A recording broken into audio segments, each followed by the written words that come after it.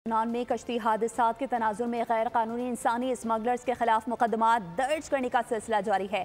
FIA Gujranwala ने चार मुकदमा दर्ज कर लिए। गुजरांवाला और गुजरात से 2 मुल्जिमान को गिरफ्तार भी किया गया है।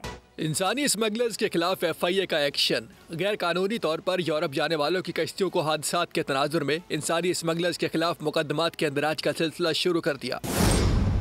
गुजरांवाला में FIA ने 4 मुकदमात दर्ज करते हुए एक इंसानी स्मगलर को गिरफ्तार कर लिया।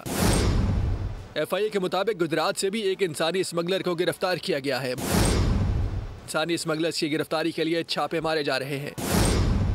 मरकजी मुल्जिम खुरम जज्जा है, जिसकी तलाश जारी है। खुरम जज्जा और उसका भाई उस्मान अहले खाना के 4 अफराद के साथ मिलकर मकरूह धंधे में मुलव्विस है। कोटली आज़ाद कश्मीर के रहायशी शमरेज का नाम भी मरकजी मुल्जिमान में शामिल है।